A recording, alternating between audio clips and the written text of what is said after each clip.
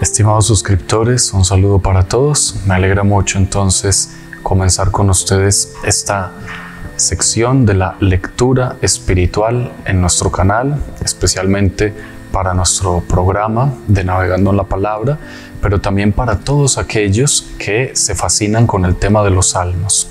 Desde hace algunos años he comenzado la lectura espiritual con ustedes, como bien lo saben, con El Cuadrante, aquel libro que nos ayudó a comprender mejor la situación social y religiosa y económica del período que corresponde al Nuevo Testamento y algunas décadas posteriores. Pero ahora, recibiendo esas sugerencias de todos ustedes y conociendo que son muchas personas de oración, pues he tomado la decisión de continuar ahora con este libro del autor Gianfranco Ravasi, Los Salmos. No es una explicación completa de cada uno de los salmos, pero sí agrupa los salmos por sus categorías. Vamos a disfrutar mucho de este libro que he venido a comenzar aquí en el Monasterio de la Santísima Trinidad en Manizales, Colombia. Este monasterio es de las religiosas de Santa Clara de Asís, las monjas clarisas, fundadas por Santa Clara y colaboración de San Francisco de Asís. Entonces, ¿qué mejor lugar para hablar de los salmos que aquí, en donde está el pulmón de la iglesia, como decía otra santa monja, Teresa del Niño Jesús? Y es el pulmón de la iglesia porque en este lugar, por medio de los salmos, se hace oración. Me alegra mucho entonces hacerles esta pequeña introducción para esta franja nueva en nuestro canal, Lectura Espiritual. Vamos a leer juntos este libro. Y es maravilloso porque leemos, hay que leer, pero al mismo tiempo vamos a aprender mucho de los salmos. Bienvenidos.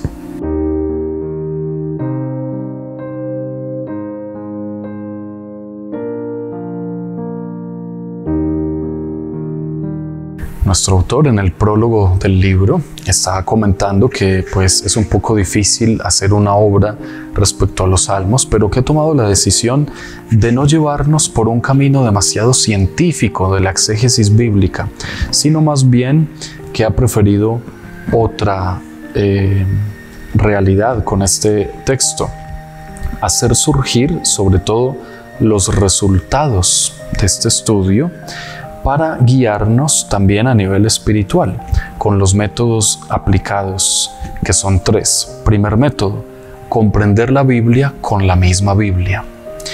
Siempre que sea posible, el comentario se construye con las palabras de otros textos bíblicos que iluminan la oración del Salterio.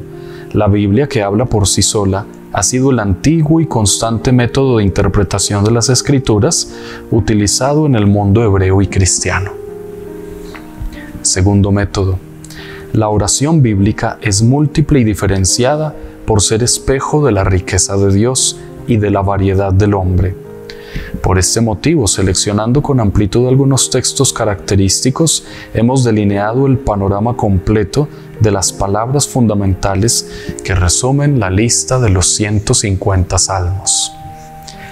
Tercer método: cuando el lector, con la ayuda de los ejemplos propuestos, logra acostumbrarse a los tonos y a las diferentes categorías de oración, podrá él solo encontrarse con las otras composiciones semejantes. Es la finalidad a la que están destinadas las 7 introducciones y los salmos en ellas citados, que constituyen el material para adquirir una familiaridad personal con el Salterio. Acabo de leer textualmente esta parte del prólogo del libro. Entonces, ¿qué haremos en esta nueva serie, Lectura Espiritual? Vamos a ir leyendo el libro. Yo apoyo con unos comentarios explicativos cuando haga falta y trataremos de ir ilustrando el tema de los salmos con el objetivo de crecer espiritualmente, conocer más la palabra de Dios y de alimentar nuestra vida espiritual con la misma oración bíblica, es decir, con lo que el Espíritu Santo pone en nuestros labios para hacer oración. Por eso entonces en esta serie vamos a estar sobre todo leyendo el libro y aprendiendo. Puedes poner este libro al estilo del podcast, aunque también ofrecemos en el video algunas imágenes que ayudan a concentrar la mente en esta lectura. Miremos ahora la introducción. La tentación de elaborar una monumental introducción al libro de los Salmos aflora espontánea una vez que se advierte la cantidad de problemas, datos, temas, cuestiones técnicas que ese volumen ofrece al lector atento. No obstante, para una primera lectura no es necesario ese inmenso bagaje de nociones que los comentarios a los Salmos ofrecen a manos llenas y que solo pueden utilizarse tras una larga familiaridad con el Salterio. Trazaremos entonces solamente las coordenadas indispensables para penetrar en el mundo de la oración bíblica. Precisaremos luego las sendas particulares dentro de las cuales debemos caminar para escuchar las diferentes voces que se elevan desde cada uno de los salmos. Los salmos, respuesta religiosa de Israel. La revelación bíblica es por excelencia diálogo iniciado y guiado por Dios en la historia humana, precisamente por no ser monólogo al lado de la celebración de la palabra divina, de los acontecimientos que presenta, de su iniciativa. La Biblia ofrece la respuesta humana, a menudo tejida de rechazos, crisis, dudas. Los salmos son un fragmento privilegiado de esa respuesta, una reacción a veces gozosa, otras dolorida, personal y comunitaria, confiada o suplicante, movilizada por la política o la vida social, serenada en la emoción interior. En Siquem, Israel, una vez realizada su entrada en la tierra prometida, acoge la propuesta que le hace el Dios Salvador del Éxodo. Es el diálogo apremiante desarrollado por Josué 24, 14 a 24 en 4 etapas. Lo precede la proclamación del credo de Israel, en el cual confesaba la iniciativa divina, Josué 24, 2 al 13. La primera palabra es de Dios, que la encarna en sus gestos históricos de amor y liberación. En ese diálogo entre Israel y Josué, la voz profética de Dios resuena en 14 ocasiones, número de la plenitud y de la perfección, 2 veces 7. El verbo de la respuesta, serviremos al Señor. Servir es adherir al Dios verdadero, abandonando a los ídolos, es seguir solo su camino, es aceptar enérgicamente solo su propuesta, es amarlo con todo el corazón, el alma y las fuerzas, es temerlo, reconociendo su trascendencia, su realidad diferente de nosotros, es creer en Él, fundamentando nuestra seguridad y nuestra construcción sobre el que es roca firme. Los salmos son una expresión elevadísima de ese servicio, no solo litúrgico, sino también existencial que el hombre le ofrece al Señor. El primer anuncio bíblico es: el Señor se interesa por ti, Israel, Isaías 40, 27. Como respuesta debe brotar el interés del hombre que, como Adán, no puede desentenderse de la voz que lo llama y que lo enfrenta consigo mismo y con su propia conciencia. No causa pues extrañeza el que la tradición sinagogal haya dividido el Salterio en 5 libros, del 1 al 41, 42 a 72, 73 a 89, 90 al 106 y 107 a 150, cuyo final es: bendito sea el Señor Dios de Israel, ahora y por siempre. Amén, amén. Hay diferentes exclamaciones en cada uno de estos libros del Salterio. Al Pentateuco de la Torá, el libro más sagrado de la Biblia, expresión suprema de la palabra y la acción de Dios, se asocia al Pentateuco de los Salmos, la más elevada respuesta del fiel a su Señor.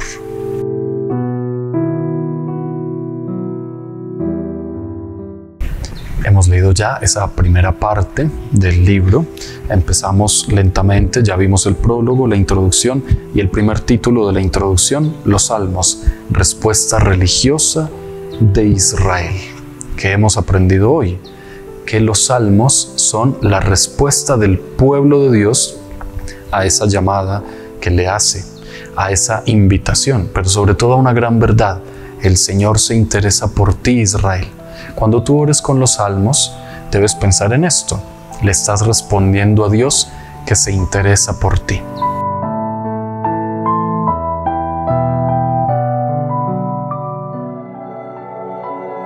¿Quieres adentrarte en las profundidades contenidas en las oraciones que hasta el mismo Jesús rezaba? Navegando en los Salmos con el Padre Gabriel Quintero. un espacio donde abordaremos las principales cuestiones bíblicas, teológicas y espirituales que se encuentran en los Salmos. Esos cánticos y oraciones que han acompañado a los creyentes a lo largo de los siglos. Juntos como navegantes de la palabra, desglosaremos su significado, cómo pueden aplicarse en la vida diaria y cómo pueden ser un refugio en momentos de dificultad. Prepárate para descubrir la riqueza y la profundidad de estas palabras inspiradas y cómo pueden transformar tu relación con Dios y contigo mismo, desentrañando sus versos y descubriendo las promesas y enseñanzas que contienen. Sumérgete en un viaje por estas oraciones milenarias con nosotros y deja que los salmos hablen a tu corazón. Navegando en los Salmos, con el Padre Gabriel Quintero. Disponible todos los sábados desde las 8:30 de la mañana en nuestro canal de YouTube. No te lo pierdas.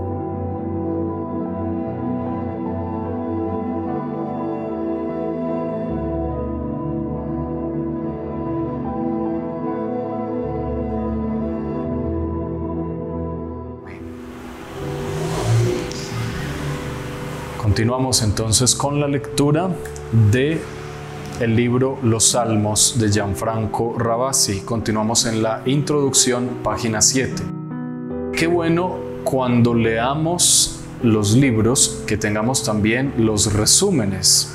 Entonces yo quiero invitarlos, mis estimados hermanos, a todos los navegantes y a todos los suscriptores, para que vayamos haciendo juntos el resumen. Yo lo voy haciendo aquí en pantalla grande para que todos ustedes vean un poco simplemente mi manera de tomar apuntes. Yo recuerdo un poco lo que voy leyendo, pero ustedes pueden tomar apuntes de lo que les ha llamado la atención. Pueden hacerlo en sus cuadernos. Muchas personas ya van migrando más bien a la información digital. Estamos en el mundo donde hay leyes llamadas leyes verdes, las leyes ecológicas, en donde se nos pide un mejor uso del papel. Entonces yo prefiero tomar mis notas directamente acá. Tan solo cuando voy de viaje o es imposible de otra manera, lo hago en cuaderno, en apuntes manuscritos. Pero ustedes háganlo como prefieran, como les guste. Yo voy haciéndolo acá para que ustedes vayan viendo un poco el recorrido de nuestro libro. Entonces he elegido una aplicación que me permite realizar mis notas, y el ideal es que lo que leemos y estudiemos juntos pues lo convirtamos de una vez en una presentación que nos va a ayudar en nuestras catequesis, a nosotros los que tenemos comunidades. Esta forma de tomar notas nos va a ayudar también para compartir con otras personas, cuando sobre todo muchos de ustedes son personas de pequeñas comunidades. Pueden llevar estos apuntes para enseñarlo, para transmitirlo a otras personas, este conocimiento. Tal vez en algún momento en sus catequesis van a hablar de los salmos, van a recordar que estuvimos leyendo este libro y en sus diapositivas solo es poner una palabra clave. Por ejemplo, digamos dentro de algunos años, ustedes recuerdan que hablamos sobre alguno de estos salmos. Por aquí adelante, por ejemplo, Salmo 27-26. Y ustedes van a recordar, con el Padre Gabriel estudiamos esto, lo hemos leído. Solo es poner la palabra clave, por eso me gustan los medios digitales. Salmo 26. Inmediatamente la aplicación les muestra en qué diapositiva está. Leen, refrescan, recuerdan, saben qué libro fue y lo pueden compartir fácilmente con otros. Después de esta motivación para el estudio, ustedes son personas que pueden estudiar. No dejen que nadie ponga en sus cabezas otra idea. Ustedes pueden hacerlo. Háganlo, aprovechen cada momento, cada libro, todo lo que más se puede aprender.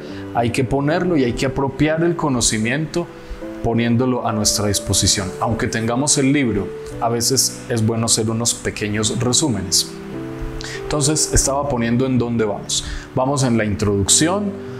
Y yo puse este subtítulo: para entender la oración bíblica. El libro nos dice que estamos trazando unas coordenadas indispensables para penetrar en el mundo de la oración bíblica. ¿Y cuáles son esas coordenadas? Aquí está la primera. Puse una viñeta.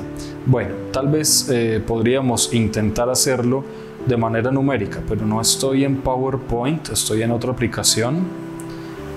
Pero ustedes lo pueden hacer con números quizá. No sé si aquí me permite poner número. Bueno, voy a ponerlo aquí enseguida.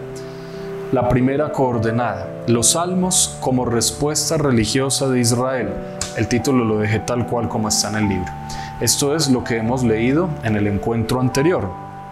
Pero para mostrarlo de la nota no pude hacerlo anteriormente porque estábamos en el monasterio de las monjas clarisas y entonces yo estaba silencioso para no interrumpir la oración de las monjas y además estaba en la capilla. Entonces sotto vocis, a baja voz. Pero aquí vamos a tomar un poco las notas que se me pasaron y no quise hacerlo solo, quise hacerlo con ustedes para motivarlos.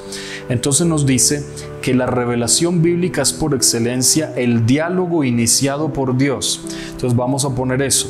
Los salmos son una respuesta religiosa de Israel.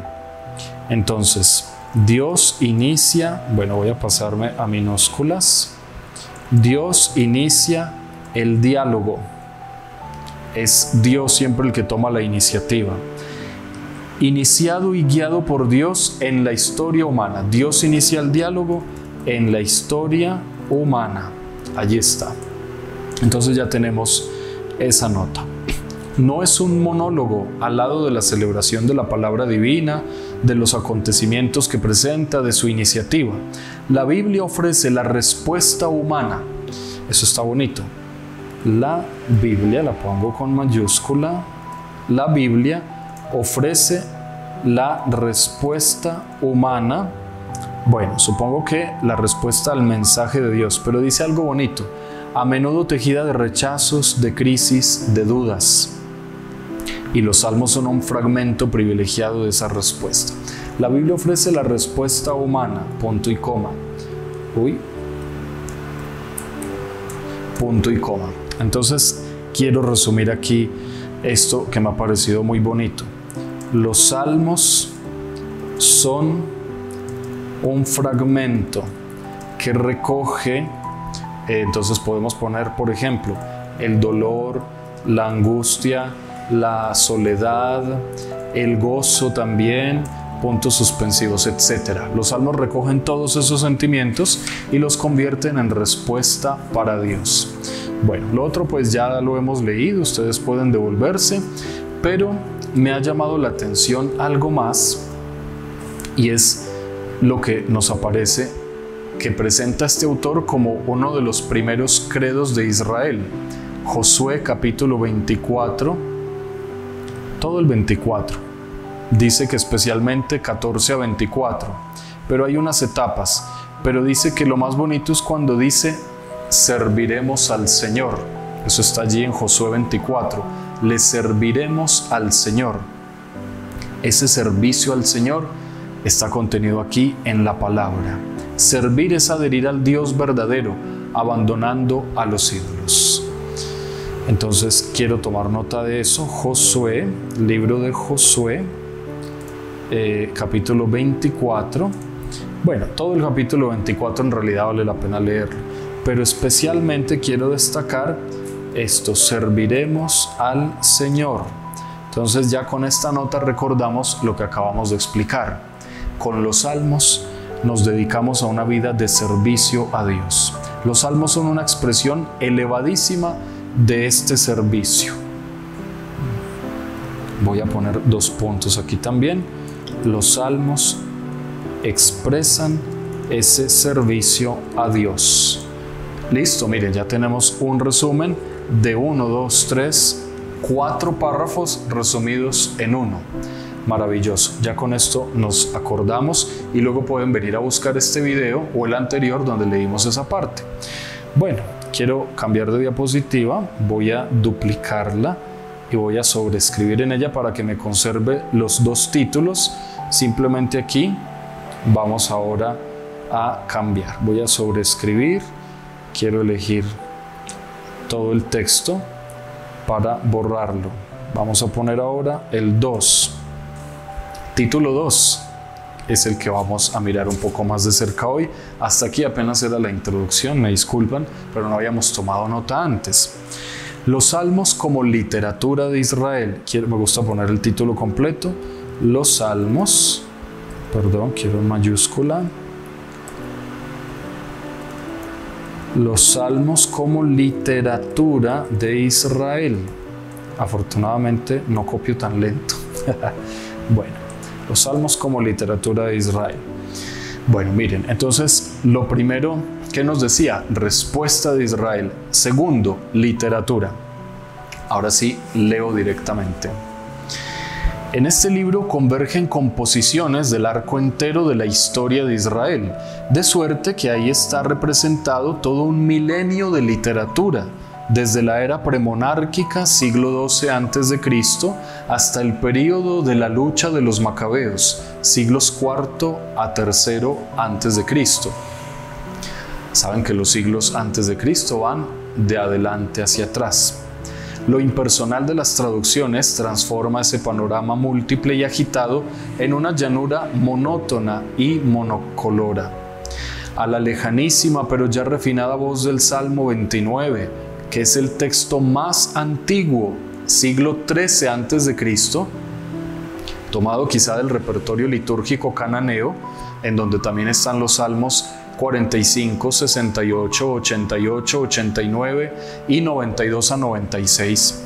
Le suceden salmos probablemente de David mismo, a quien se atribuirá luego la paternidad de todo el salterio, y se llega a textos recientes postexílicos como el Salmo 44, 74, 79, 83, 116 y 124. La entonación original se diluye en la versión. El sabor de la página primitiva se pierde y a menudo se borra el palpitar de la poesía, pues el arte poético semítico tiene características técnicas que difícilmente pueden transcribirse a nuestras lenguas. Pensemos solo en la métrica que, lejos de vincularse a la cantidad de las sílabas largas o breves, se confía más bien a la mezcla de sonidos, a su cualidad, a su capacidad de evocación. O recordemos tan solo el uso constante del paralelismo, que lejos de ser una aburrida repetición didáctica de conceptos, es la explosión irrefrenable de una idea, captada en todas sus dimensiones, celebrada en toda su riqueza, exaltada en todas sus potencialidades. O tomemos en cuenta más bien la predilección por las imágenes hiperbólicas y desmesuradas, que contrasta a menudo con inesperadas concesiones, la supremacía de las visiones unitarias y simbólicas sobre los análisis particularizados, las imprecisiones de ciertos aspectos verbales. Por ejemplo, Salmos 41 y 116 son felicitación o acción de gracias. Pero los salmos presentan también fenómenos microscópicos que ofrecen algunas dificultades a quien se acerca a ellos. Es el caso de la numeración diferente en los salmos hebreos y en las versiones griega, llamada de los 70, y latina, la Vulgata de San Jerónimo.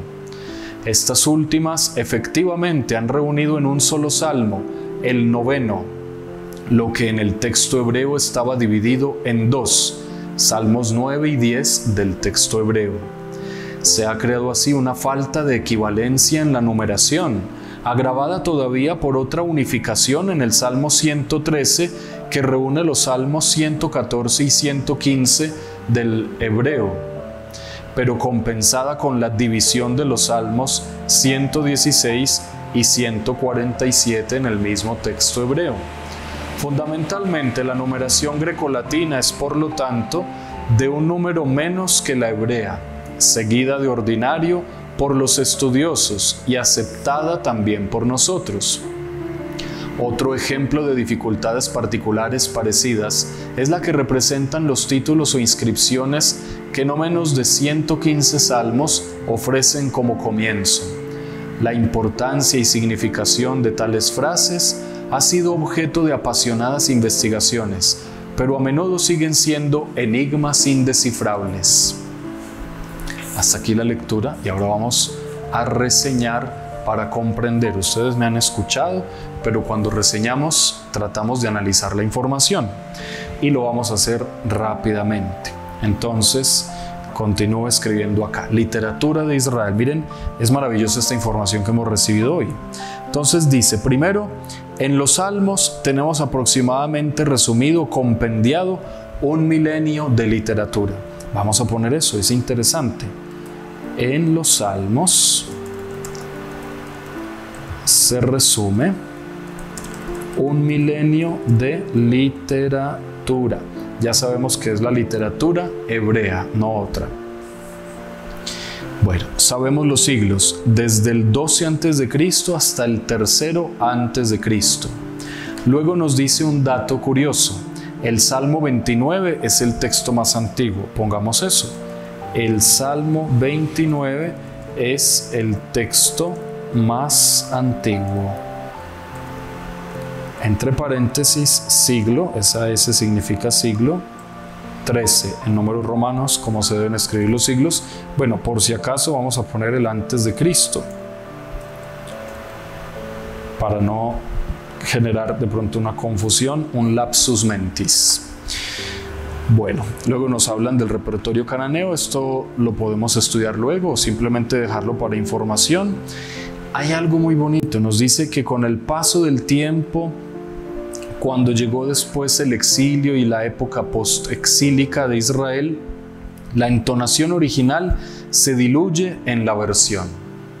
O sea, los salmos fueron escritos de una manera, pero cuando pasó el exilio en Babilonia, estamos hablando, la originalidad de cada salmo dio paso a una versión. Ya no era el mismo pueblo el que escribió el salmo, el mismo autor, el mismo pueblo que hablaba con Dios. Ahora era otro pueblo, otra circunstancia y a lo mejor también otra traducción, otro texto, otra versión escrita de aquellos libros. Entonces se pierde, podemos poner esa información. Después del exilio se pierde la originalidad del salmo, mejor de los salmos. Ya luego revisamos en el libro cuáles salmos son de antes del exilio y que nos están hablando de esto. Luego, ¿qué podemos resumir? Dejo un punto para otra idea. El arte poético semítico tiene características y técnicas que difícilmente pueden transcribirse a nuestras lenguas. Eso es muy importante. Yo lo tengo muy presente. De todas maneras, quiero escribirlo para que ustedes también lo fijen en sus memorias. La poesía semita tiene sus particularidades. Les voy a poner un ejemplo. Para los semitas la poesía es sonora, las frases que ellos riman. Para nosotros hay otro tipo de rima, también es sonora, pero para ellos la poesía se hacía cuando las palabras rimaban entre sí. Solo recuerdo una traducción de un salmo que se parece un poquito a la poesía hebrea con un fonema. Hay un salmo que dice, como pájaro sin pareja en el tejado, con la sílaba ja en español, como pájaro sin pareja en el tejado. Es una parte de uno de los salmos. Es un intento del traductor, es una traducción de la liturgia de las horas, para tomar la poesía semita y hacer que ella rime un poquito en el español. No recuerdo el nombre del sacerdote que tradujo la liturgia de las horas. Aquí me soplan que fue Luis Alonso Shekel, pero hay otro autor que tengo presente y un autor argentino que intentó hacer lo mismo con todos los salmos. Pero es una traducción muy bonita. Ojalá todos los textos, los leccionarios tuviesen la misma traducción porque es muy bella. Entonces, lo que quiero decir es que la poesía semita tiene que ver con esas rimas, pero cuando se traduce del hebreo al español en nuestro caso, se pierde completamente el sentido de poesía. Por eso tú tienes salmos en la Biblia que dicen que es una poesía, pero tú no encuentras rima por ninguna parte.